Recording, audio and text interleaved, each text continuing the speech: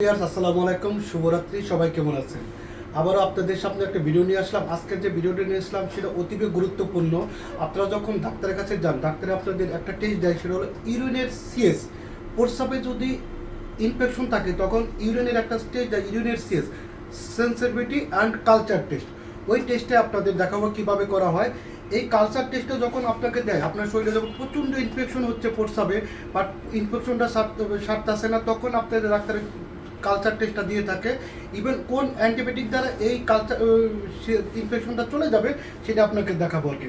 এই যে হলো ইউরিনের স্যাম্পল, এটা বেশিরভাগ হলো মর্নিং স্যাম্পল দেওয়া বেটার, অর্থাৎ সকালের স্যাম্পলটা অবশ্যই আপনারা দিবেন। দেওয়ার পরে এই স্যাম্পলটা যখন ল্যাবে আসে, আমরা এটা হলো একটা ব্যাকটেরিয়া আর্টিফিশিয়াল ফ্রুট, আমরা মেডিকেল ভাষা বলে মিডিয়া, এটার মধ্যে আমরা গ্রো করাই। গ্রো করার পরে 24 ঘন্টা অবজারভেশনে রাখি। রাখার পর এই যে দেখেন, এইটার মধ্যে ব্যাকটেরিয়া গ্রো করছে ইকোলয়। এই ব্যাকটেরিয়ারে আমরা আর একটা ব্যাকটেরিয়ার খাবার মিডিয়ার মধ্যে আমরা গ্রো করাই। গ্রো করানোর পরে এটার মধ্যে আমরা অ্যান্টিবায়োটিকগুলো বসিয়ে দিই।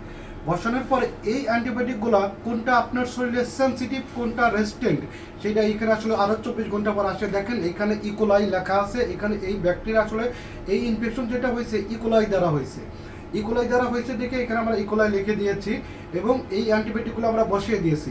দেখেন এখানে মেরিপেনাম, নাইট্রোপ্রোসন, সিপ্রোফ্লক্সাসিন এইগুলো রেজিস্ট্যান্ট হয়েছে। এবং যে অ্যান্টিবায়োটিক দ্বারা রেজিস্ট্যান্ট হয়েছে ওইগুলো আপনার শরীরে কাজ করবে না। ইভেন যে অ্যান্টিবায়োটিকগুলো সেন্সিটিভ হয়েছে ওইগুলো আপনার শরীরে কাজ করবে।